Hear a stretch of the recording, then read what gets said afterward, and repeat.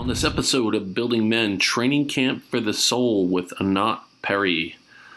Anat Peri is a transformational coach who specializes in developing her clients' emotional resiliency as the access to gaining their power back that was lost to traumas and limitations that were learned in some point in their life.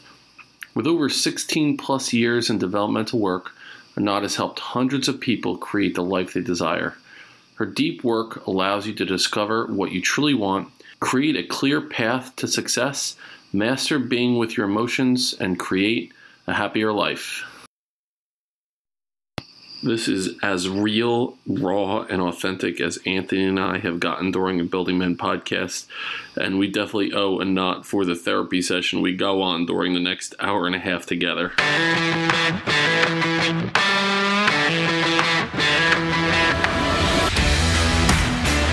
Welcome to the Building Men podcast. I'm your host, Dennis Meralda. And welcome to the Building Men podcast. Become the strongest version of yourself mentally, spiritually, emotionally, and physically. What's going on, brother? Nothing, man. I feel good.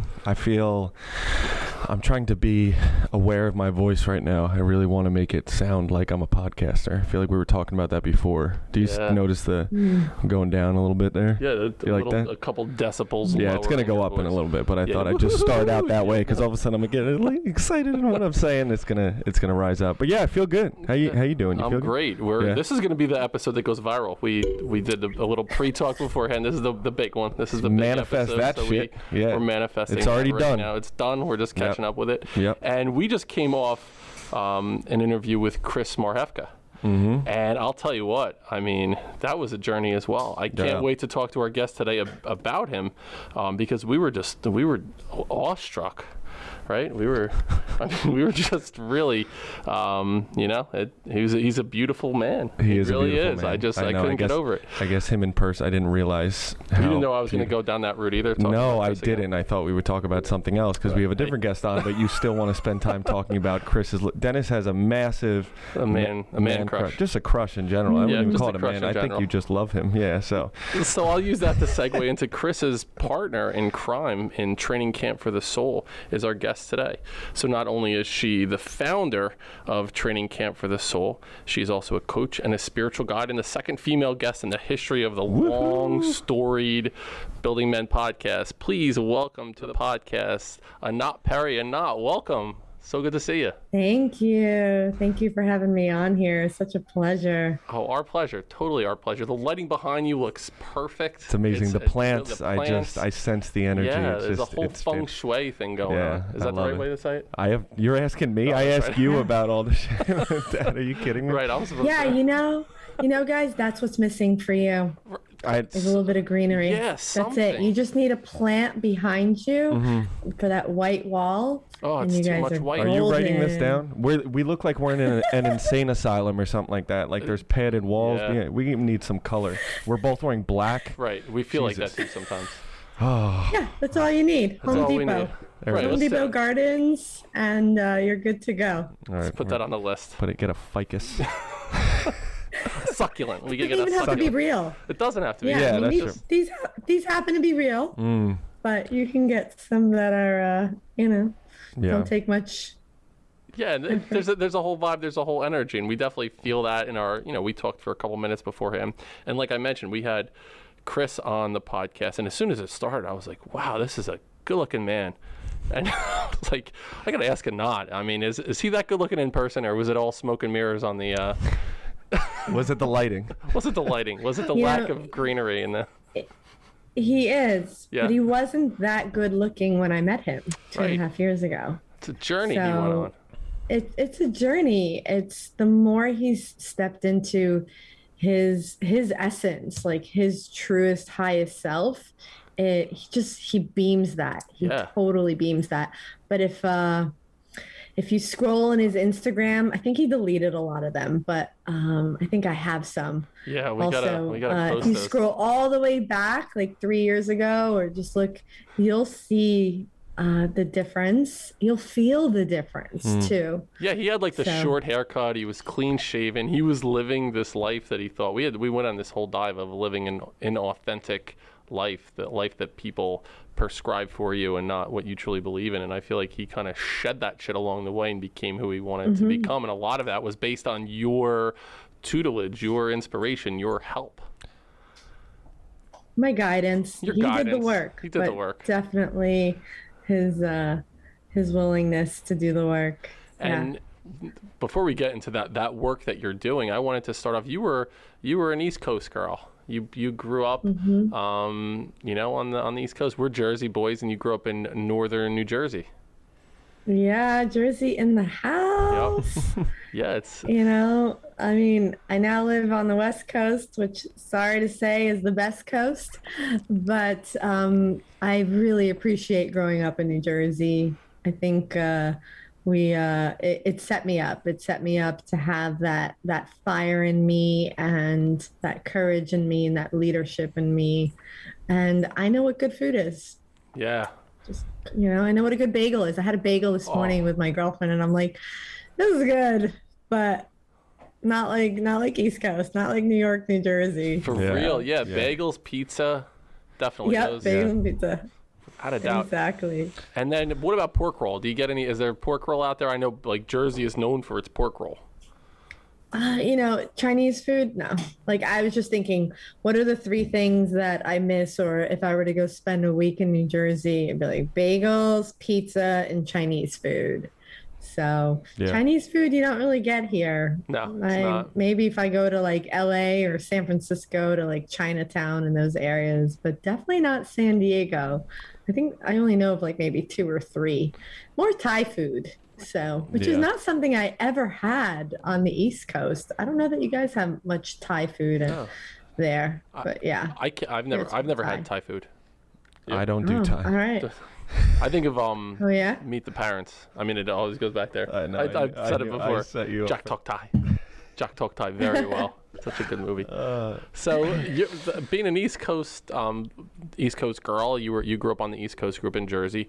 Was there a lesson that you learned that, like you mentioned, like that kind of fire, that, you know, tenacity? Is there anything else that you learned here that you brought out with you to the West Coast that you really don't see a lot out there of? Is there anything else that you took from here? You're like, you know, that was a life lesson I learned back over on the other side. Being real. And at the same time being sarcastic.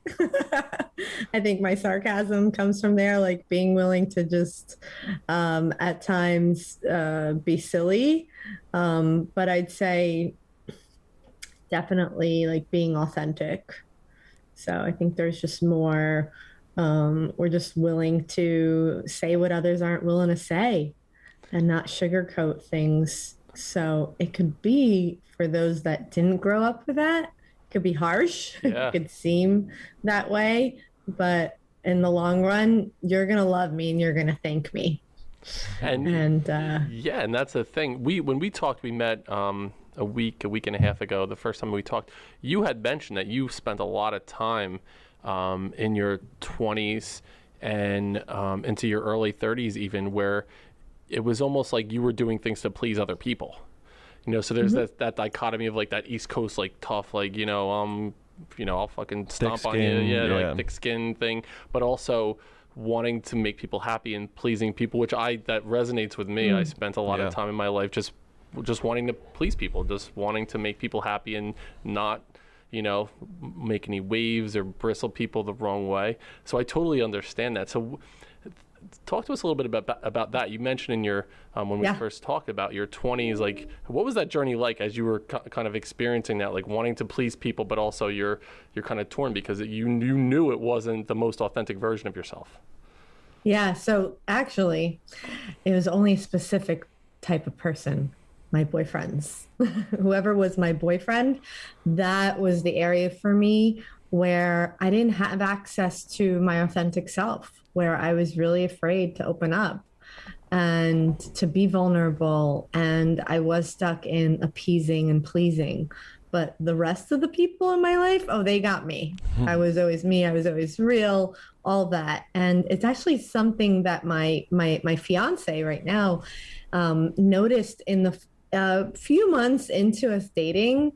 He'd say, you're so different when we're around your friends than you are with me. And I would say, well, I think you get more of me. But really, now I could see that he wasn't. There were parts that like I just didn't feel safe or comfortable to. And that really just goes back to what I learned in my childhood. So it's been a real journey to transform that part. And it was something that I knew for a long time. And I think it really took my person. It took the right person. My my fiance, who loved me through it, who for 2 years of our 4-year relationship so far would say to me, just be yourself, just be vulnerable. Like, I love you, just be yourself, just be vulnerable. He would say that as we would hang out and engage in conversations. And he was patient with me because I heard it. But in my nervous system, I wasn't ready for that. And as far as like, what does that even look like? Because I've never done that in a love relationship. It was like my exploration. It was, okay, I know what the word means and I have no framework for it. It wasn't modeled to me. And so I really feel that he guided me, he modeled it for me, and he loved me through the moments that he still didn't get what he wanted, which was that. So interesting. And I wonder, in those relationships that you mentioned, you didn't show up in a specific way in those relationships. Was it a type? Were you searching out a specific type of individual that you would enter into a romantic relationship with, and you kind of repeated that same level or that same exact pattern? Mm-hmm. Yeah. I mean, it's all learned behavior. And this is what I learned from the relationship I had growing up with my father. So for those that are listening, father, from what I teach, represents the first love in your life. It's your first experience of something outside of you loving you.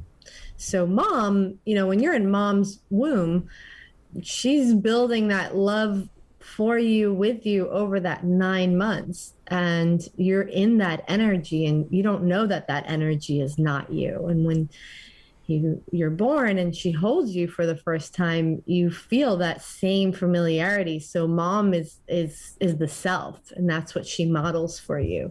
But then the very first time that dad holds you and he's, oozing with love, and it's really become real for him in that moment, like, wow, I created this. This is real. There's this feeling of love, but it feels different. Dad's energy is different than mom's. Right. And in that moment, you experience for the very first time something outside of you loving you. And therefore, dad is like love from others, love of the world. He represents everything that is not you. And so depending on what your relationship is and how much dad was there for you or not there for you, will write that script of what's possible in love with others. So for me, my dad worked 16 hours a day running a hotel. So do the math. It was like 6 a.m. he left, 10 p.m. he got home. And, we'd have a little bit of time together on the weekends. We'd go to the beach as a family. I have an older brother. So the amount of like one-on-one time I got with dad, the one, which is the world, which is one-on-one time with others, right, with love, was very, very minimal. And so I learned that love isn't always there for you, and that others will put something else before you, that you're not important, that you're invisible. There were definite times in my life that I started to see that the way I operate is as if I don't exist. So I'll give you an example, and this is something I only recognized in my mid to late 20s. If I was invited, let's say you invited me to a dinner party, and there were like 15 people there, 10 people there, and you were the only one that I knew, I'd show up to the party and I would sit next to you and I would talk to you, and I probably wouldn't even make contact or look at or talk to, definitely not talk to anyone else that I didn't know. And how it would come off to people was as if, oh, she thinks she's better than everyone. She's so confident, which is part of like the persona that I survived in, that I put on. But if you asked me, I would say, oh, no, I just think like I don't matter. Like, why would people want to talk to me? It was the completely opposite. It was like, I'm invisible to you. Like, you don't want to give me your time, because that's what was modeled to me. And having that reflected and starting to see that, I started to have the opportunity to choose something else, to shift out of that. And something like that was minor, was easy. But something like real love, that took up until my fiance. As much as I've been doing self-development work, been in the work, leading the work now for 16, almost 17 years. It's, you know how they say certain things can only be healed in love. And I think it's things like that, like matters of the heart for me. It's funny, when we had Chris on, there was a moment that I did this deep dive into a traumatic experience from my childhood and how it manifests itself, and it showed up in a way of, feeling like I was getting, left or abandoned, like an abandonment thing that happened. I trace it all the way back to like when I was 4 years old, in the moment as I was talking to him. As you shared that story, Anat, and thank you for sharing that story, what I started to think about was, one, the whole father-daughter love situation. Is it synonymous with fathers and sons?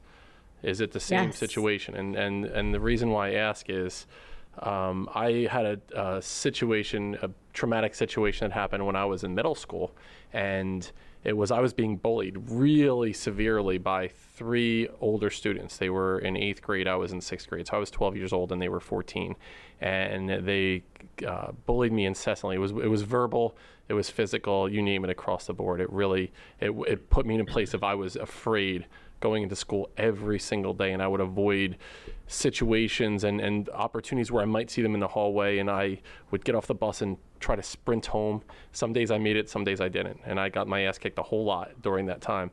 And I remember my father wanted me to fight the kid. He's like, you need to go up and kick Frankie's ass. You need to go kick his ass. And I was afraid, and I didn't move. I just froze.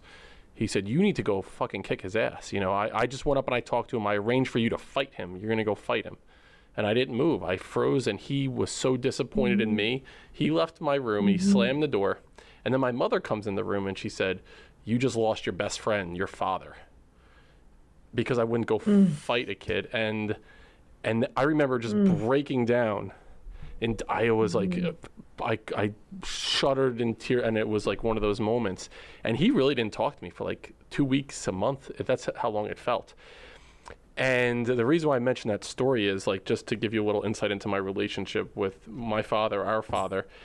But what I started to recognize as you were talking, was relationships that I would gravitate toward, romantic relationships, were people that were really like rough on me. They were really like even mean to me in certain situations. And I was like, why am I gravitating towards these people? But it makes sense that that's what I knew. That was what, love meant. And then also I thought, what did I do wrong? What did I do wrong that my father doesn't love me anymore? So I got into this constant cycle of people pleasing and not, showing up as me because I just wanted to make other people happy. So just thank you for sharing that, because it just, again, I feel like I owe you a copay or something, because it helped me kind of come to terms with a lot, like people that have listened to the podcast, that's a story that I've shared before, but it's one that really it still hurts when I tell this story. You know, it still cuts me. So, it was the trauma wasn't actually the bullying. No, the trauma is actually and the way I define trauma is any experience that your nervous system did not have the capacity to be with. And so when your mom came in and she said that, or when your dad behaved that way, that was a shock to your system. And I imagine this major fear of like, I just lost my source of love. Like, dad is your source for love. Mom is your source for safety. Dad's your source for love. That's a shock to the system. So, yeah. Well, I could help you move through that. Yeah. That's like, again, just listening to you, it's amazing. Like I'm thinking about my life and our lives and just unpacking everything you're saying. And it's just so relevant to what we've been through and our connection with our father and being 14 years apart and how different it was and how he wasn't present in my life at all. And he was really present in my brother's life. And that wasn't by accident, that was intentional. And, you know, we were just exposed to sports right away when we grew up. And that was how we got approval from our father. It was like, you do good in sports, you get love. You don't do well in sports, I don't speak to you. You know, we don't have the same relationship unless you perform at where I'm expecting you to perform. So all my life, it was based off of performance, right? I needed to do well. And if I didn't, I would be worried and anxious and so nervous and depressed and know that I disappointed someone throughout every aspect of my life from that early experience. So it's like, again, it's amazing hearing this stuff, and that connects all the dots when you talk about that. And I thought I went into education. I became a teacher, a coach, and then a principal. I thought I wanted to help people because I didn't want people to experience bullying. As I told the story to myself, the story was about the bullying. I was bullied as a 6th grade student, but that's not the story. You know, it took me a while to get to the real story and why it hurt so deeply as I told it. And it was because of that, because of what you just mentioned. And that the idea of that first love in your life, I never thought about it that way. You know, you think about daddy issues and you think about females having daddy issues, you know, and boys with that, what is it, the Oedipus complex, where there's mommy issues. When you think about trauma, and the fact that we went to the masculine feminine idea as well, do you see that men and women handle trauma in a different way? Do you feel like based on our sexes that we handle trauma in a different way, or is it just trauma is trauma and people deal with it in their own way? You handle it based on how you learned to handle it. So, and you learn by what you saw, what you heard, and what you felt energetically. So there were things that your mom and or your dad were dealing with, battling with within their own self. And how did they model to you how they handled that?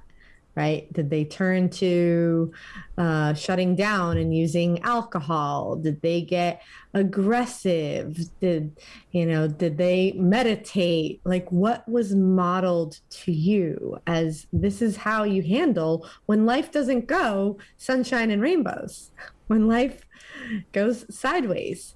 And so it doesn't have to do with feminine or whether you're a female or a male. It has to do totally with how you were raised. And, you know, and again, we've been in a patriarchy for a very long time where, you know, for the most part, men are raised to be tough and successful and win at everything. And that's the whole focus. And you can't cry. And so that's very, very common. And then, of course, there's exceptions to that. And so it's all based on whatever you learned. And sometimes there's, you know, post-traumatic growth. So there's people that have had traumatic experiences, and whether like I have a client that her mom was very abusive towards her, like physically, verbally, and she was able to take that and become a very strong woman who is, if someone's hurt, she'll run towards them. Like, she's not afraid of that, right? So she was able to build her capacity to handle a lot of trauma, a lot of scary experiences that people that maybe grew up sheltered or, in a vanilla life, so to speak, would be like, I don't know what to do in this case. So, yeah. It's interesting, as still working with educators and teaching teachers about community building practices, proactive behavior management strategies. How do you engage students? I also do a lot of work with teachers around trauma. And I talk to them about, especially in the last year or not, it's been so interesting, teachers are teaching virtually. So they had to kind of reshift and understand how to do that. But one thing that they were able to see is what's going on behind the students on the camera.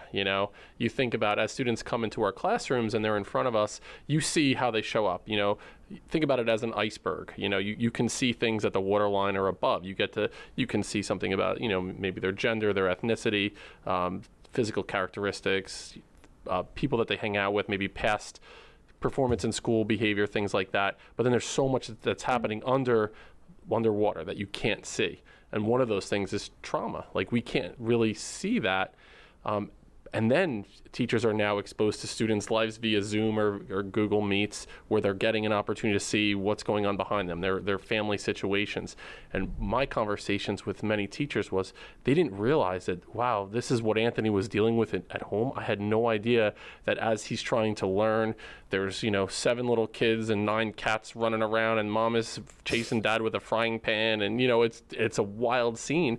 And it helped teachers realize how much these kids are dealing with on a regular basis. And I mention that because I don't think teachers are properly prepared to handle trauma. So when kids have those adverse childhood experiences, between 0 and 18 years old, those things like, death of a family member, it could be incarceration, substance abuse, even COVID was a traumatic experience for kids, having to withdraw from interactions with people, and everything was happening virtually. What do teachers need to know about trauma to help kids that are experiencing it in school? Well, they need to be trauma informed. But being trauma informed is learning a lot and understanding about self-regulation, about the nervous system, about how to be able to feel the energy, the energy of where the child is at, and not just like talk at them, but really listen, and not just listen to the words that they're saying, but really feel where their energy is at and match them there and be able to hold them there without getting overwhelmed. Like, there's so much that's needed. Teachers would be amazing. There's many coaches that aren't trauma informed. It really takes getting grounded and embodied within themselves.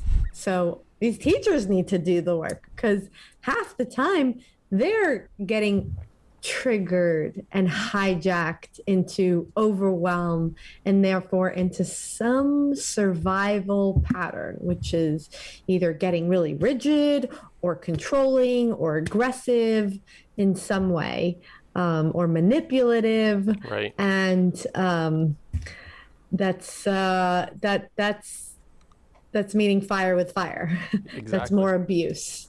That doesn't serve. And so like in my facilitator training, it's a 9-month program, and the first 3 months of it, I let them know this is about your embodiment. You're not working with anyone yet. This is the next layer and level of your embodiment. And this is for graduates of my work. So they've already had foundation work, but it's like, let's get you even one layer deeper, because the more you can embody and you can sustain and hold and be with, the better chance that whoever you're sitting across and working with, that you'll have the capacity to support them. It's like, if you joined a gym, who would you have spot you? Someone that hasn't, that's frail and hasn't done it themselves and that's never lifted that, or someone that has been training for a while. So it's the same kind of thing, is that they need to do it themselves first. Everyone needs to face their traumas, and said more lightly, everyone needs to take their power back. To build back their inner strength. That is amazing. That's beautiful. Yeah, thank you. We've given our power away to things that we faced, or that we experienced, that we're now scared to face. We've compartmentalized it and created just survival mechanisms and behaviors. And I'm just going to stay in my little safe bubble over here where you are limited and therefore not in your full potential, not in your full power. And so we all get to heal our traumas and therefore take back our power and have resiliency, emotional resiliency. Because at the end of the day, life's going to keep handing you stuff. Like 18 months ago, were we expecting a thing called pandemic? No. And that rocked a lot of people's lives in a way that they were not prepared for. And life is going to keep handing us challenges through life, whether it's just even the inevitable, which is, when you have to face your parents' mortality or your own mortality, all these things. And when things happen and they don't kill you, you don't die from it, what actually is happening? Some experience, some sensation in your body. That's it. You didn't die. You didn't end up on the street. You asked this girl out. You dated for a bit. Then she ended things with you. You didn't die from it. What happened? Oh, we call that, well, I got heartbroken, or my ego got hurt. Really, it's some visceral, some sensation. And that's the thing that people run from, or people avoid dating, for example, to keep it light here, because they don't want to experience that again. What is that you don't want to experience? A sensation? So when you can build your emotional resiliency, when you can build your capacity to be with any tick, any sensation that happens, when your nervous system can handle that, then you're powerful. Then no matter what life hands you, you know that you can handle it. And that's what's important for all of us to get to. Because right now we're heading in the direction of more fear is all that's being pushed on us. And so it's time to take a step back, look inward, feel the feels that are there, and realize, oh, I can be with this. I can be with this. And I can learn more and more how to navigate these sensations. It's interesting thinking about, you mentioned teachers and how they handle situations, and that antiquated way, like an autocratic type teacher who is, I am the sage on the stage. I am the one with the mic in my hand. You will listen to me, do as I say, not really interested in how students learn, all the way to a permissive teacher who's like, I just want to be your best friend, and we're going to draw rainbows, and you're in charge of the classroom, and kids don't understand what a boundary is. And I often talk about like creating this balanced approach. It kind of has to be, they need to know that there are boundaries, there are things there, but also we want to hear your voice. Your voice needs to be a part of the space. I think too about teachers don't have a lot of teachers, especially like, I don't want to sound like ageist. Is that ageism? Where it's, the old thing was like, it's not everybody gets a trophy. It's not, rub some dirt on it. Just deal with it. Coaches that I had that were really, I remember being shamed in sports. Mm-hmm. So I don't think a lot of educators that we are imparting this power to like help our children grow and learn are really truly understanding of what trauma means and how to help students that are dealing with themselves, because like you mentioned, they have to understand and do the work themselves before, you know, they can help someone else. That's the tricky part, is how do you get... It's the top down. Yeah, and how can you get people to look at themselves in a way that's so scary and so uncomfortable to go through it? It's by saying it's a vibration, it's an emotion. You can handle this. And once you step into it, you're like, you know what? It sucks a little bit, but you know what? I was able to do it. I didn't die. I'm going to take another step into it. That's the only way that it's going to change for kids, is if teachers really understand that. Yeah. And it's the projection. It comes up in projections in your life too. Like when you're holding on to all these emotions, you don't express them. They come up in other ways, and they project them onto the students or what they haven't battled with themselves. And, you know, I feel like that's such a powerful thing that you said, as far as I've never heard that before, emotional resiliency. It just always refer to it as like emotional intelligence and as like a blanket statement. But I love that, because that's literally like tackling it head on and sitting with the emotions themselves. And you realize they're not that scary. They are just vibrations. Like, I ask people, like, what is fear? What is anger? What is, and usually it's like, if you talk to at least men, it's like they're happy or they're pissed, you know, or like happy or angry. Those are the only two emotions that they know. That's how they identify their entire life. Yeah. And, you know, I look at them and it's like, well, first of all, get your vocabulary down with emotions. And then when you feel something, tell me what that feels like in your body. So like, you know, anger or like anxiety for me, when I'm really anxious, it depends on what the anxiety is. Let's say I'm like high.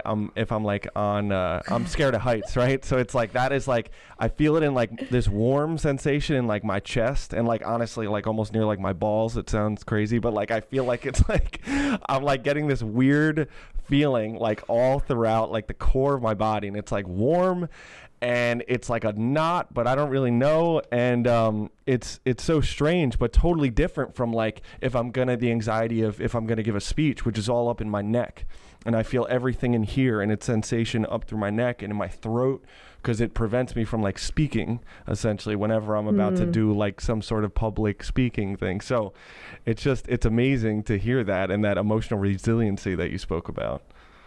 Yeah. So can I give you a couple of more tips or pointers? Help him with his balls, please. I didn't know how to say. I was like my pelvic floor. Yeah. That's what we talk about. Whatever. It is what it is. Yeah. So we look at the felt sensations and naming it in many ways. So does it have a temperature, which you said, a color, a texture, a size, a shape? Is it a weight to it? Is it heavy? Is it light? Is it hollow? So as many ways that you can laser focus on it and name it, and then just observe it. Just get curious about it, the sensations, and see if it changes or dissipates or moves. That's it. The challenge is most of us are trying to fix it. How do I fix it? How do I make it go away? And when you do that, you're going back up into your head, trying to figure out how to move energy in your body. And our bodies are brilliant. Our bodies do it all. You know, I always share the story or this analogy of when you burn your finger or you cut yourself, what do you go do? You grab the ointment and the Band-Aid, you grab ice, right? Like that's what we do. We think that's doing the healing. And really what's doing the healing is the body.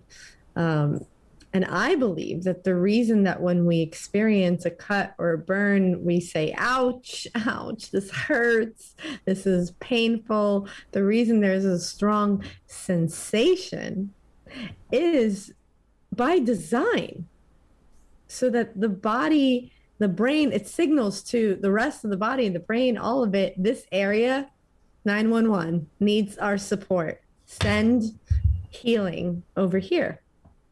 And the healing begins. The challenges with our emotions is that we've learned to override them with our mind, to fix it, to make it want to go away, to tell ourselves it's fine, I don't feel this way, let me take this to numb it, all that stuff. We try and control it instead of loving and getting curious, like giving so much attention there, just like the attention of a burn. As much as you try and not focus on it, your focus is there. It's intense. So same thing, bringing that attention to wherever you're feeling it, as soon as you're present to it, and then naming it with love, compassion, curiosity, staying with it. And what you're doing is your nervous system is attuning to it. It's like, oh, okay, all right, this is what there is to be with. And it shifts. And you build that capacity.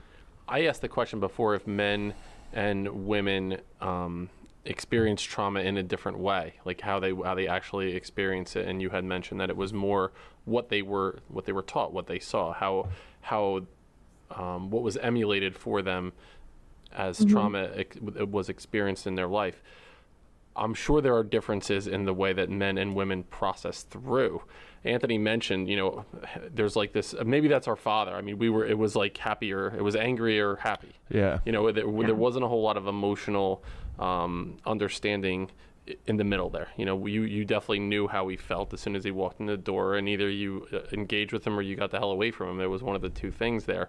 But with the men that we work with and the people that we see on a regular basis, men especially have a tough time like understanding, one, what their emotions are, and then two, that it's okay. It's okay to feel vulnerable. It's okay to like lean into those emotions and not. I know what I did. I pushed everything down for a long period of time. I like stuffed it down in here, and I'm like, I don't want anybody to see this. I'm just gonna like lock it in and not be myself. You mentioned your fiance was like, just be you. That's all I want. It's just a fucking raw, real you. And that hit home with me because I stuffed down shit so much that you forget who that raw, real you is. And I think a lot of it is, men are just afraid to show that real side and like really look internally to do that work. So do you see a difference in the way that men and women handle trauma, like, try to deal with it or work through it? Yeah. I mean, inside of my program, I've definitely attracted a lot of alpha males, which I'm grateful for, meaning ones that, normally wouldn't do this, have never cried before in their life. And I get them to cry like Niagara Falls. So I'm grateful that they feel safe. But I think that the women have been leading the path and the way for more inner child healing work. And men are now starting to catch up to that I think there's still this desire to gravitate towards something that's going to be more macho and like a tough way as opposed to feely kind of way. And the truth is that the feely is actually the tough work. It's what takes the most courage. So they discover that. But again, that's part of the limited programming that they're handed with. So, but as far as like specific traumas, I've seen it all. That like, I really still don't feel that it's like, more women than men. I've seen women that hide and they don't feel safe and they're just like staying in their shell. I've seen men that stay behind their wall and it takes longer to break. So there's, I think there's an energy to it. Yes. Like the way that I just described. Yeah. That for women, it'll be like more this like timid, shy. I'm like, no, I just want to still stay in my shell. And then are like, no, I think I'm good. Yeah. I'm just here to watch and observe. Yeah. For those that aren't ready for it, as far as I look at people that have participated in my work, but then equally enough, you'll see the men and the women that are willing, that are ready, and that could both face it in similar ways, in huge releases. Like I said, I've seen some, big quote unquote tough alpha guys, some of them. Oh yeah. I've cracked them to cry. I beautiful. remember Angelo, what did it for him is when I guided him through healing something, and then I gave him the new affirmation to repeat, which was, I'm a gift to others. And as soon as he repeated that, it just got to his bones, and what a gift he is to the world. Absolutely. He does great men's work. And it was Niagara Falls, not all over the place. It's my favorite. It's my favorite to see men finally give themselves permission to get in touch and feel an emotion that they've never accessed before, and definitely didn't see their father model to them. So, but some men did have fathers that were mushy gushy, and it's like, oh, my dad cried so much, and he needed more of a backbone. My mom was controlling, and so it's like, oh, I know how to be weak and cry. So again, it wasn't still, even though it was modeled to them, it wasn't seen as the way to be. It was still seen as weak. And the men and women, both that are reaching out to you, they're ready to do the work. They're understanding, like, I'm going to make a commitment, and when if you're doing a polar plunge, it's going to be fucking cold. The water's going to be 39 degrees, and your balls are going to shrivel up. Why'd you look at me when you said balls? You opened the door to your crotch. I'm sorry. That's just being honest of where I feel it. We're describing I'm being authentic here. Let me just do me. I have balls. Is this news to people? At least one more time in the episode, I'm going to bring them up. I know you are. It's going to be fucking cold when you do a polar plunge. You jump in the water, you're ready for it. So people that are working with you, they're like, you know what? Yeah. I know what's ahead. I know I'm going to do this difficult work, but I'm ready. I'm going to, jump in the water. I'm going full force forward. What do you say to people that aren't ready to do that? So now they're like standing on the sand, and they're like, it's cold. I'm not going in. I'm not ready for that right now.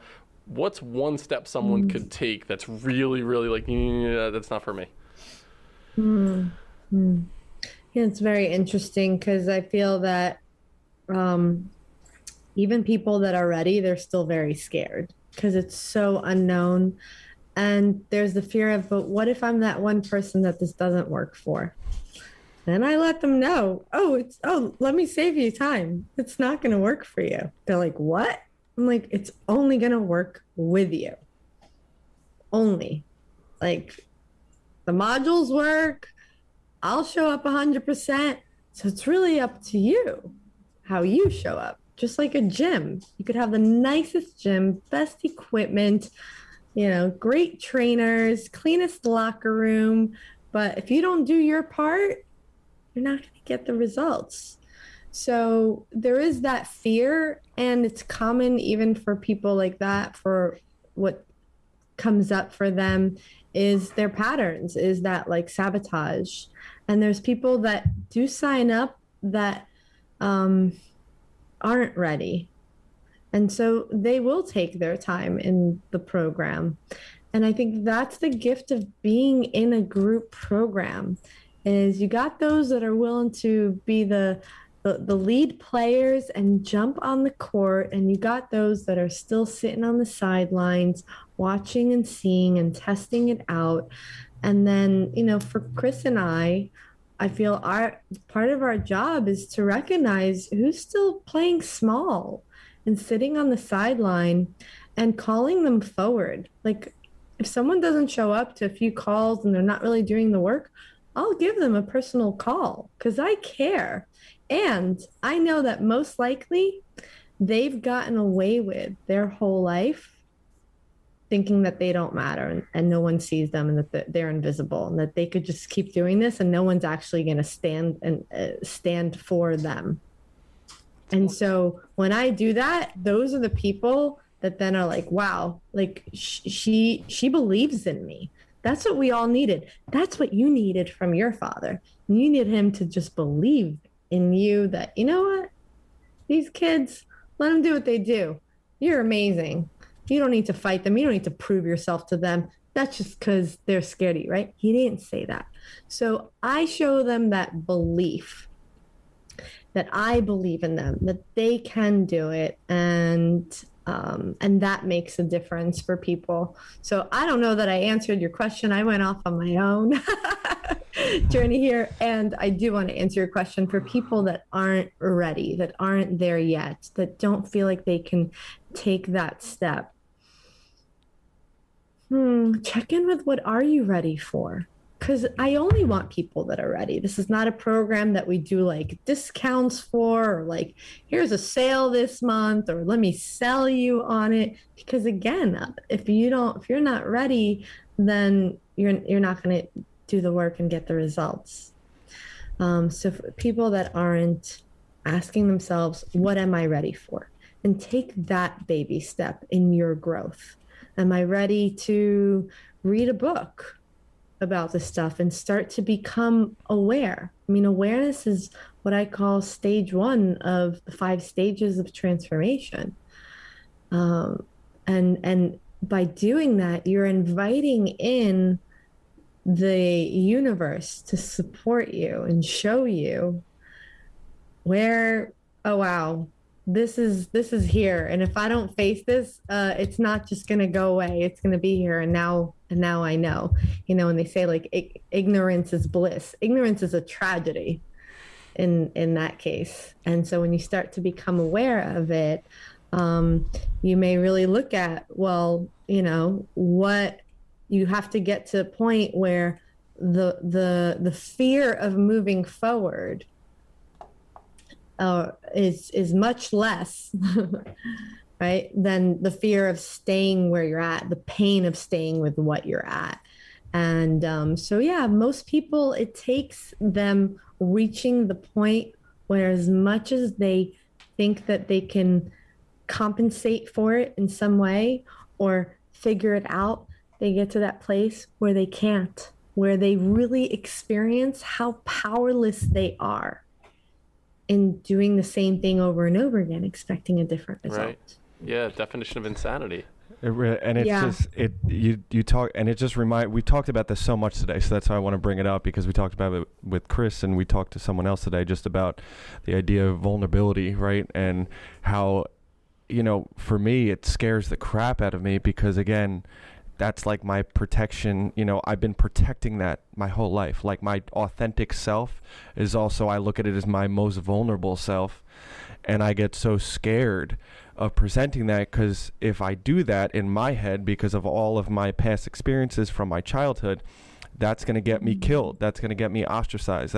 I'm going to be alone and kicked out of my tribe. And, it's like trying to unpack that for me is such a scary place to be in. So like, when you talk about this, I just can imagine how freeing it is to finally unleash that and have someone like you to be like, I still accept you. I still love you for who you just showed me, who you really are in that. Mm-hmm. Yeah. Thank you. And it's unfortunate that still in this moment, I think my biggest challenge as someone that my mission is to end generational trauma and normalize healing trauma, that my biggest challenge is that it's not normalized, and that people still have it as this like scary thing, instead of like it's going to be the most freeing experience on the other side. And it's going to take some work. And you don't have to do it alone. You get to do it with a tribe. You get to do it with those that have already paved the path for you. You get to do it with tools that are, proven and work. You don't have to do it alone or, invent the wheel yourself. But I sympathize, and I'm so far removed from that place for myself. Actually, let me check in with that. Oh, I take that back. I can sympathize with it, and I can relate to it, because there's areas that I'm now in my relationship exploring and stepping into. And I'll vulnerable share here. I'm about to hire a sexologist. So, my fiance and I really want to take our intimacy and the way that we engage in intimacy and in the bedroom to a level that is beyond what we've learned and what we know and what we've been taught and what's possible and the patriarchy and all that is vulnerable at this moment. And I remember having my call with her a couple of weeks ago, and to her, she's been doing this 25 years, and she's like, "Oh, I got this, yeah." In the bat, like, it's done. You're good in my hands. Yeah. And I'm like, wow. Yeah. And it's the same way that I feel when I speak to a new prospect and they share their story. And I'm like, yep, I've heard this one 55 times. Oh, and then I'm like, I'm so excited because I know it's possible and I know they don't. She's like, I got you. And I said, and even though she says that, taking the step, and it's not only the financial investment, but it's the investment of like our efforts, feels scary, feels vulnerable, feels like, but what if we're the ones that like nothing changes from it? I'm like, well, that was a waste. And I know that's not true, because in every coach that I've ever invested in, and I don't look for the best deal. I don't look for the cheapest ones. I look for the experienced ones. So in everyone that I've worked with, I look back and I'm like, oh yeah, I grew from that. But yeah, there's still a part. So you want to acknowledge, Anthony, that it's not all of you that feels this way. Mm-hmm. It's just a part of you. There's just one part of all of you that has that experience and that opinion. And then there's also another part that's like, ooh, I'm really curious. Yeah. And another part that's like, oh, come on, we could do this. Like, this would be exciting. And another part that's like, I think it'd be fun. And I'm deciding to listen to that one part that's like, says you're scared, and it's like, oh, that's correct, that's my truth. So. Yeah it's what I call, when you go to dinner, when you guys are from New Jersey, so I'm sure you've had dinner with are you guys Italian? We are. Last name is Meralda. Okay, yeah. All right, so when you have dinner with your whole family, do you have that one relative that's really loud? Well, that's our sister Tara. That's yeah. Yep. Yeah, so everyone hears Tara, that's for sure. And so in my program, I actually use this metaphor of the dinner party, and that one of our journaling practices is that you have a dinner party with yourself. Every time something comes up, if you think that you could solve this in your head, it's like trying to hear the rest of the people at the dinner, but all you hear is your sister Tara. It's impossible. You can't. There's no way. You can't. So when you're challenged with something, or when you're feeling something, bring it to the journal. Dump it out as if you were recording the dinner conversation, right? So you would hear all the parts. Maybe at 1 second you hear Tara, and then for a second you could hear Dennis, and then you could hear your mom, right? So writing it all out. And then you could read back and choose to listen to the other parts. And so we do this with what I call our parts, which are the ego, which is just there to protect you. We do need the ego. It's your ultimate protector. Mm-hmm. And it usually sounds like, the ego just wants to avoid the internal and focus outside. Let me focus outside of me. So anything external. Oh, well, you're better than that person. So, or you could win this, or you have to do this. Yeah. Or you're right. She's wrong, right? Like in a fight with someone, if you're fighting with your girlfriend or something, it's like, well, she's so wrong. I'm so right. That's your ego speaking right there. Then you have your inner critic. Anthony, you should have done this, or you did this wrong. You could have done this better. We all know what our inner critic sounds like. Mm-hmm. Then you have your inner child. And your inner child is what I also call your emotions. And so anytime you're expressing any emotion, like I'm scared, I'm sad, I'm frustrated. That's little Anthony speaking. And then there's your heart. And your heart should scare the fuck out of you. Because that's the ultimate courage, right? Because what your heart desires scares us so much because it's our heart's desire. That what if I don't get that? Then it's like, I just didn't get the one thing I really wanted. So all your wants, all your desires, that's your heart speaking. And your access to that is your inner child, is feeling through all the emotions. So imagine this. Imagine your little boy walking into the room. Dennis, you're a father. Anthony, I don't know if you are, but you're an uncle. I am an uncle. Godfather. There we go. Yes, godfather. So your niece, your nephew, whoever, or for you, Dennis, one of your kids walks into the room and they're expressing, I'm scared. I'm really scared to go to class and to present my project or whatever. What would they need to hear from you? Well, I would usually like bring them closer to me first, just like that, relational thing like that. Like I am there to support you. So even just like that nonverbal communication. I'm such a student of, so I would be really conscious of my nonverbal communication, and I would say, one, it's going to be okay. I would like kind of say, it's going to be okay. I'm here. I'm here. Like, let's work through this together. I'm here for you. You're not alone. Yep. Yeah. And I also believe without giving them the answer, like helping them come to it themselves and go through that journey themselves, but just physically being there, letting them know that I'm here to listen and to support. Mm-hmm. Yeah. And then you would probably give, like, I believe in you. You're smart. You're going to do great. You're going to affirm them. You got this. Yeah. And so this is the same thing that we get to do. The challenge is when you don't take it out of your head and onto paper, and you're just for a second noticing the anxiety, and then the ego takes over real quick. So it's like, we don't need this. We're good for now. You're good. You're okay. You don't need this. You're not going to hear your heart or your inner child. Your ego is going to step in and protect you. Oh, let's just go watch a movie instead. Let's not do this. It's going to distract you.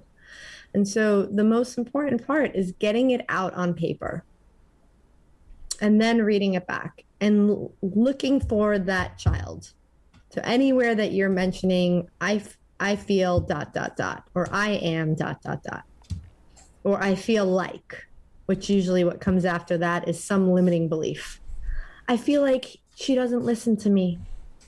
Oh, well, where do I feel like I'm not heard?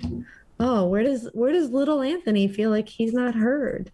That others don't care what he has to say. Oh, okay. Now again, let me imagine little Anthony coming into the room and saying that. I don't feel heard. People don't listen to me. I'm not liked. What would you do? Like you said, nonverbal communication, hold. I'm here. It's okay. You can feel it. And I imagine there'd be some sadness there. Yeah, you could feel that. Where do you feel it? You can feel it. And then moving through that. And, when we do that with our kids, they get to actually move through their experience. And most parents did not learn to do this. They learn to fix it. Oh, you're fine. Why are you making a big deal? Don't make a big deal. Go play with your sister. Go outside. And then they get more frustrated because they just want to be held in their experience. And it's the same thing we get to do for ourselves. We get to hold ourselves through our experience. Because when you hold a child through their experience, they'll move through it in about 90 seconds. And then what happens? It's forgotten. They're excited and they're ready to create something next. Oh, can we go do this? Or come do that? Or bye, I'm going to go do this. I'm going to go play. And they feel amazing again. And it's the same thing. You want to access your creativity. You want to access your courage, your heart. You have to tend to the inner child. You have to tend to the emotions that are there. I want to give little Anthony a hug. Fuck. I want to give me a hug. There we go. I want to be here. Doesn't it make you, it makes me sad when I think about it though. Like I want to give myself what I needed as a child. And like, every time I think about this, it makes me so upset. And like, even though like I can still work with that, who I am today, you know, like I'm just a grown up little Anthony. And, but I'm just like, oh, I wish I was there for that person and could give him what he needed and what he was looking for. Cause I know so many instances that I needed something and I didn't get it. And I know that that shows up in so many areas of my life. And it really makes me so sad to think about that, you know. Like when you said little Anthony, I'm just like, fuck, little Anthony, like this little guy just needs some help. But it's okay Anthony, you can feel it. I'm feeling it. Yeah, you can feel that sadness. And this is exactly the journey that we take people on in Training Camp for the Soul. That's it. That's it. It's the giving yourself what you needed from yourself, aka mom, like giving that foundation back of safety and unconditional love and the nurturing, and then feeling solid within yourself to know that no matter what, mom's here with me. No matter what, I'm safe. Now I'm ready to step out into the world and face the dragon that I need to slay. So the father issues, I always tell my clients that are like, oh, all my stuff is daddy. Mom was good. I'm like, forget mom, dad. Look at it as self and others. Do you really feel solid within yourself that you know to show up for yourself and create your own safety? Oh, no, not there yet. Yeah, let's get that down, because you will not be ready to step into the world and to slay that dragon and to create what you want to create and to be vulnerable with others and to step on that stage and let others see you until you nurture and reconnect and learn to mother yourself the way that mom never mothered you, and to learn to therefore father yourself. Anat, you mentioned that awareness was the first step. You know, you said there were 5 steps, and awareness was the first. Can you walk us through what the other 4 would be? How do we go about this process? Okay. Is that like, do I have to pay the tuition to get those 5 steps? Or No. Sorry, that was my Jersey sarcasm coming in. I love sharing this. I think it's very important, and I share it on many podcasts. Because I think a lot of times what's missing is that we don't know what transformation really takes. And for those that are eager, ready, growth seekers like myself, I started on this journey 16 and a half years ago. And for 8 of those years, I was skipping steps. Unknowingly, I was trimming weeds. And so I do feel that it's important for people to know, because for those of you that have been on the path for a while and you're frustrated, like where I was 8 years in, was frustrated that life still looked the same, but I've been at this for 8 years, and you feel almost hopeless, like you want to give up and like, okay, well, maybe I just can't change and this is the way it is and I just have to accept it. Then as you listen to these 5 stages, notice what you skipped, or notice where you're at. And for those of you that this is new for you and maybe have never embarked on it, and you want to know what real transformation takes and is, then listen up to this. So stage 1 is awareness. And awareness is usually what leads people to the work, whether it's some area of their life where they're challenged. And when you work with me, we don't just deal with reacting. Like, I'm not just giving you tools for you to react to the next thing that you become aware of. we're actually going to do a deep dive, balls deep. Had to say it. Well done. There it is. You can't do another one now because she did the last one, so I don't want to hear my ball. I did it. Thank you, Anat. Appreciate it. You're welcome. So we're going to do a deep dive to uncover all areas of your garden, everything that's there. So we're going to bring more stuff to your awareness before you wait for it to happen to you one day in your life, maybe never. So we're going to bring everything that's been dormant up to the surface for you to see, right? So awareness is where people start. It's very important. And like, that's how much deeper there is to unveil it. That's stage 1. Stage 2 is what I call acceptance and commitment. And to me, this is one of the most important steps and one of the most misunderstood steps. Because most people, when there's something they become aware of, they don't like it and they want to fix it and change it. And how do I make it go away? I've lived with this anxiety all this time. How do I make it go away? And that in and of itself is not acceptance. And in that moment, they are disconnecting from being able to continue on with those stages. And so acceptance is has a lot of context to it. It's really the start of learning to be with what you are experiencing and to accept what did happen to you. And not just accept it on a mind level, like, okay, daddy worked 16 hours a day, but I know that he was just providing for the family and that he loved us, right? That's the compartmentalizing, that's the logicking, that's the mindset work. And I'm not knocking mindset work. The mind is important, but not to override our experience. And so in accepting it, is allowing yourself to feel that. Like I said to you a few minutes ago, Anthony, yeah, feel that. Feel the sadness of what little Anthony wanted, but he didn't get. Like he needed that. He really needed that from mommy and from dad. And he didn't have that.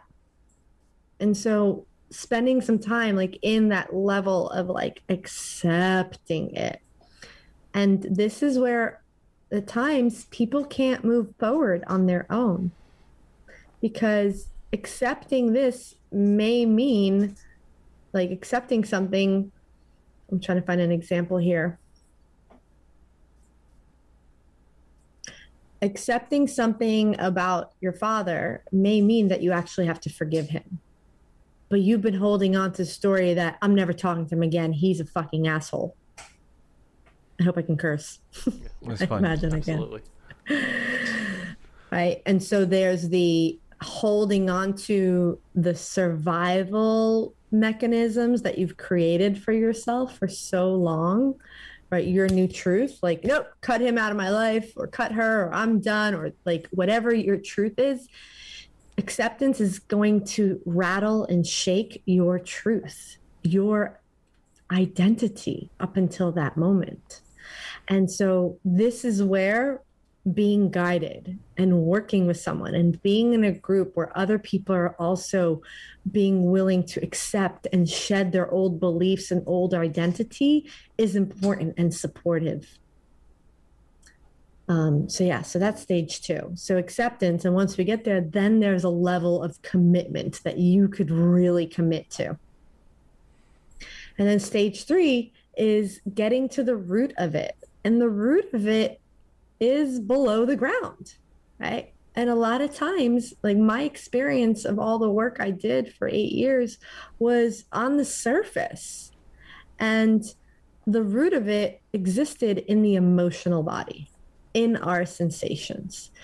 And, you know, I don't know if you've heard this or if you read the book, The Body Keeps the Score, but the issues are in your tissues. Your trauma lives in your your body, in your energetic body, in your fascia, and all of that. So you got to get to the root of it. And this is where the tools start coming in. This is where we guide you to tracking. Well, Anthony, where's that sadness that you felt a few minutes ago? Where is that in your body? Does it have a shape, a color, texture, right? Naming it. As well as the root of it could be if you remember a particular time, like Dennis, when mom walked into the room and said to you, you just lost your best friend. If we could rewind the movie, Dennis, and go back to that moment and press play, what did you see? What did you hear? So you heard mom say this. You saw her face. You saw dad's face of disgust at you. How did you feel? What did you say to yourself in that moment? So reconnecting to that experience in that moment so that you're feeling where in your body you stored that trauma. And then observing it, and then holding and giving little Dennis or little Anthony exactly what they needed in that moment. That if you knew you were safe, what did you need to express in that moment? Or what would you have done? Or if you knew you were safe, what did you need to hear from mom? Or what would you have expressed to dad in that moment? So we start to edit the script. Or add it on a root level where we could edit it and rewrite it and complete the loop that never got completed but got diverted. Because in that moment, Dennis, your nervous system did not have the capacity to process that experience. So what'd you do? You came up with some survival mechanism. What was that? Do you know? I know exactly. What I tried to do was not make waves. I needed to change how I showed up to make other people happy. I was like, you know what? I'm going to do whatever I have to do to not have that confrontation. So if dad wants me to do this, I'm going to do it and not make any waves. I'm not going to argue with people. I'm just going to kind of like conform. And I became a chameleon in my life for a long period of time. And I didn't understand why. I really didn't understand why. Yep. And there you go. And so the process in stage 3 is to go back, complete that loop, rewrite it, free that energy. And that's stage 4. Stage 4 is releasing and then replacing. So I want to talk about releasing for a second. Because the body releases in many ways. And some of these people experience and they don't even realize that it's a good thing. So when you start tremoring, if your body starts shaking, usually when we start shaking, we think it's a negative thing. We say, wait, why am I shaking? Why am I shaking? And you stop yourself from shaking, right? That's a very common way that the nervous system downregulates and releases energy. Another form of release is yawning. And we think we're tired. No. You're not tired. Unless it's 2 a.m. and you haven't slept all day. Your body is releasing. And when I mean yawning, I mean consistent yawning. I've seen clients that in a matter of a minute will yawn 40 times.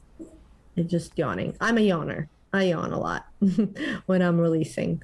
Burping is another form of release. And again, I do not mean because you just drank a soda or ate a great meal. And it's also could be consistent in big burps, especially if you had the tendency to stuff things down, right? Like you, Dennis, if you've been stuffing energy down, then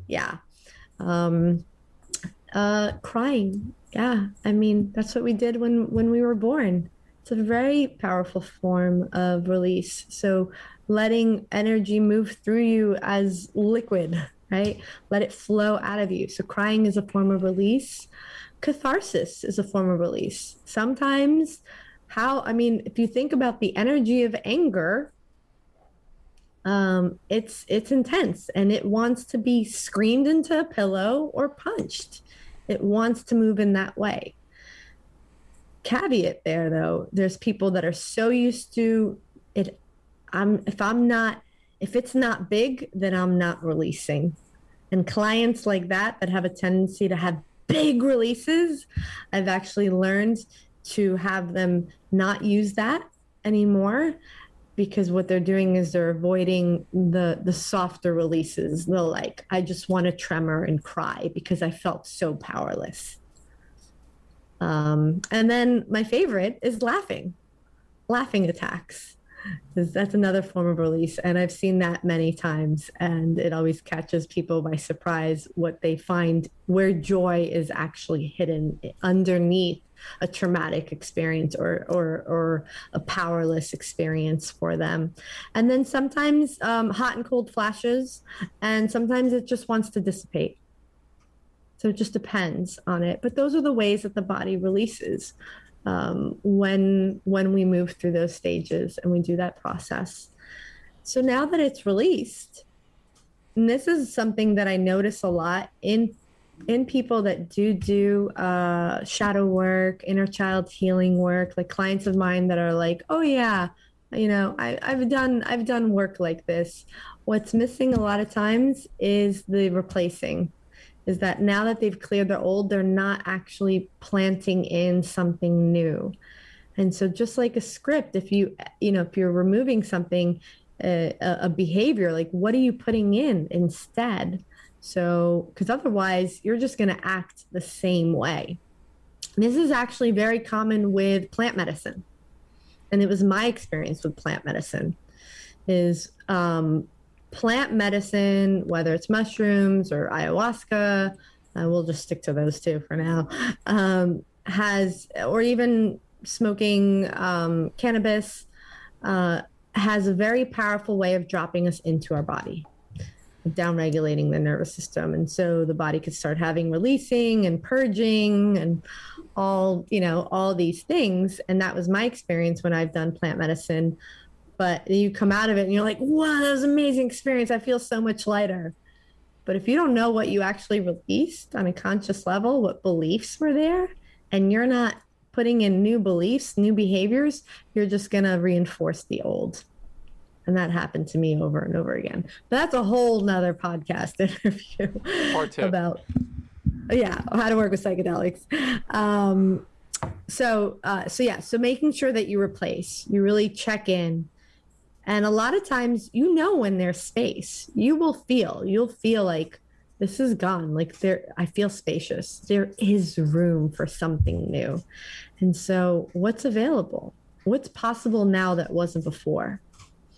And not answering it from your mind, like, oh, well, I removed the belief that like I have to please everyone. So now it must be that like, I get to have boundaries. Like it's not a logical thing. It's allowing it to just come through from your body of like what wants to be birthed and created. And sometimes it could be, I love myself. I accept myself. That someone comes into a healing seat, as I call it, experience, and they worked on, a really big trauma and belief, but they've never held themselves before. They've never accepted this. They've always rejected it. They've always not wanted to feel that anxiety or that fear. And that experience, what just became possible for them at that level was, I'm here for me. I love myself. I accept myself. So either way, you get to create and replace with the beliefs that you want. So now stage 5. Stage 5 is what I call integration and education. So think about your garden again. There were weeds in the garden. We got to the root. We planted new seeds. But if you don't water it, nothing's going to grow. And so when you plant a new belief, it's a belief. It's a statement. You have to go out in the world and act it out and behave for it to become real. And so taking action is what's going to integrate. And that could be anything from a new behavior to stopping old behaviors. If you have a new belief of I am healthy and I am strong, well, an action could be going into your fridge, into your cupboards and cleaning out all the junk food. That's an action. Another action is joining a gym and then showing up for the gym, right? So it's like, how much can I start to act as the person that has these new beliefs?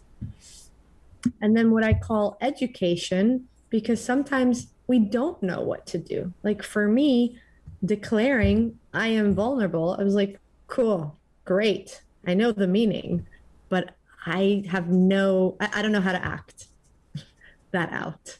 I have no framework for it. And this is where reading a book on intimacy or going to a retreat specifically for something like that, listening to an expert that covers that on a podcast. This is where there's actually room for their model, their tools to be received. And what I see a lot of times, to tie this all together, is people skip stage 2, 3, and 4. They go from, oh, I'm aware, I have this horrible pattern behavior, I don't want to be like this anymore, I want to be like this. So I'm going to go pick up a book about it, I'm going to do some Googling research on it, and I'm going to start to act like that person. And so for me, for example, to go from like, well, okay, my partner tells me I'm still not vulnerable. Oh, let me go pick up a book on vulnerability that says, okay, so sit and eye gaze and tell him how you feel. Okay, it's giving me steps of what to do. But if I have beliefs of don't trust men will hurt you, you're not safe, you're invisible, then that's going to sabotage it. And that's what you see a lot. You see people that are committed and that are making effort, but that are failing at it over and over again because they're not clearing what's still there. There's so much there. There's one piece that you said, and thank you for that journey. That blew my mind. One thing that you said that like dug deep was when you were talking about the spot of like how it manifests itself, the crying, the release portion of it. The tremor part is what got me. And so a deep dive, and I'll share a vulnerable spot here. Having gotten out of a marriage, being divorced within the last year, I'm dating someone now, Julie, who was the first female guest on the podcast, and going through like talking about trauma and how trauma manifests itself and how toxicity in past relationships and how it shows up, and there was always a time where I was kind of guarded about how I showed up in my marriage and how I felt about myself in my marriage, and I just protected it. I didn't want to go there because I felt like if I showed her that part of me or how I was, that she would think less of me. And so I didn't deal with it. And then finally one night we're sitting on my couch and she's like, what is it? And I kind of like let it loose. I let it out. And I was like, there's a part of me that is so afraid to tell you how I was, because I felt like I was such a puss. I really like the way that I showed up was so passive, and I got kind of walked on, and I now understanding like where that came from in my life and how I learned it and how it just became what I did in a relationship. But I was so afraid to tell her that because the healing that I've done, that's not the way I show up in my relationship with Julie. And I feel like the way that I am and the way that I process things and the way that I handle emotions and even just being able to, set boundaries for myself and stand up for myself in a way that's healthy in a relationship. I was so afraid to say that. As I was going through saying it, I couldn't stop shaking. I was like, and I'm like, what the fuck is wrong with me? I was like, but the tremor part, I was like, I didn't understand why I was shaking in that way, but it was a release of that, like letting myself feel it and just be like, all right, I'm letting it out right now. So as I'm going through it, I didn't recognize that that's what I was doing. And thank you for sharing it. I mean, it was really helpful for me to continue to process through that whole experience. The amount of breakthroughs I feel like Dennis and I have both had really? In this, short conversation that we've had is amazing. Like I would yawn all the time before giving a speech or anything. I would yawn uncontrolled. I would also be very shaky, but I was yawning like nonstop. And I'm like, oh, why am I yawning? Like I'm not tired. I can't stop yawning. And my hands are going crazy.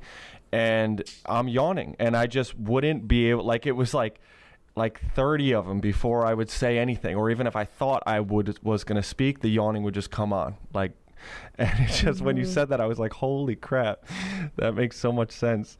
I was just, really... One of the powerful tools to support it moving quicker in those moments, because it's also it's trying, is the breath, is taking deep breaths, and you can imagine just the breath is what is sourcing all of us and expanding and saying, like, okay, I can expand to this place. I can hold this experience of getting up on stage right now. And that was the same for me when I started podcasting. Like I said, my first 3 podcasts ever, I was just sitting there and I would shake, and I'm like, I'm so glad this isn't on camera, but like I couldn't stop shaking as I was leading it, because it was, again, it's a new experience. So anytime you have a new experience, or an experience that you don't have the capacity for, your nervous system is acclimating to it, and that's one of the ways that it's doing that. It's releasing that, like, the sympathetic state, the fight, the flight, the freeze. It's working to downregulate you as you are stepping out beyond your comfort zones into something that feels painful, scary, unknown, sad, all of it. And that's where the resiliency gets built. If you've never allowed yourself to be in a certain emotion, then the first time it may feel intense or new, or there may be a lot of different releases with it. I'll tell you, in your journey to normalize trauma, when you were saying, like, you want that to be a part of culture, that it's more normalized how we understand it and process it and deal with it. I truly believe that what you're talking about should be a part of every single teacher preparation program in every college in the country. I mean, there should be a training camp for the soul part of, for anyone that's working with children should have to go through your course. I totally believe that 100%. And as I work to rework education in the country, you're going to be a part of that. It has to be. It has to be a part of it. Yes. It's such a powerful message, and I truly appreciate, and we truly appreciate you coming on our podcast today. This has been such an enlightening hour and a half for us, and I would love to have you back on. We're not done with this conversation. Yeah, I have so many other. I swear, I have so many thoughts in my head and so many things I could ask you right now. But this was like, that was, without even knowing us, I feel like you just unlocked all of these things. My mind is going, and I'm just relating everything that you're talking about to myself, my past experiences, and I know my brother's doing the same thing, where it's just it's all popping up, and it's really everything you're saying, it just makes me feel comfortable with it, and that's such a such a power that you have. Is I'm oh, I'm not crazy. I don't need to label it or think I'm bad for thinking or feeling that. And it's just, I thank you so much for that. Thank you. I do believe that's part of normalizing it. It starts with, all right, you guys don't have to dive in. You can sit in the stage, or not in the stage, in the word for it. The audience. Sit in the audience. Thank you. Sit on the stage. It's Friday. This is where I'm at. You could sit in the audience. And I think the first part is really a new context, new education for people to understand what trauma is, how it lives in the body, the ways to release it, all this stuff. And that's why I give that context on a lot of podcasts. So people are like, it's not that scary. It's just scary because it seems so foreign and so unknown. But yeah. And I, as you were sharing about teachers and that this should be a part of, their training, and that's part of your mission, I was like, I'm right there with him. Yeah. I love this. Yes. You and me, brother. Let's go, brothers. Let's do this. The Jersey crew. That's it. Why not? Yeah, come on back to the coming in hot. Yeah, that's it. So, and then the other thing I learned today is that your trauma, we're going to call her Tara from now on. Tara with a capital T. Yeah, I know. I can't wait to approach my trauma as like the capital T Tara is she was trauma. The one who was talking. She wouldn't let you. I love that. Shut up, Tara. God, just gonna. Well, again, and where can you bring Tara some compassion, because that's how she survived whatever her experience was. We'll have Tara on the podcast. She is a fucking hoot. She's the life of the party in every party she's ever been to. It's really amazing. Anat, where can the people from the Building Men podcast, where can our audience find you? Yeah, so I'm on Instagram, and I like to get to know my followers. So if you follow me, you're going to get a DM from me, because I want to get to know you. I want to know why you're interested in me, so that we can best support each other. So Anat.Peri at Instagram. And if you're interested in any of my work, trainingcampforthesoul.com. Anat Peri, thank you so much. Anthony, any final words? No, I need to reflect on this conversation. We need to have a long walk, and you need to just hug me, and inner child Anthony, little Anthony. Little Anthony. I'm going to go hug him and just give him the love he needs. Follow Anat Peri on Instagram. Check out Training Camp for the Soul. I need to be a part. I mean, it's really made a huge impact on my life just in this short conversation. So I truly appreciate it. We'll put all the information in the show notes. If you haven't done so already, consider leaving a review and giving us a rating on wherever you're listening to your podcast. It definitely helps other people find our show. Building Men on Instagram at building.men, buildingmencoach@gmail.com. Go a step further than you thought you could go. Anthony's balls. We'll see you next time on Building Men.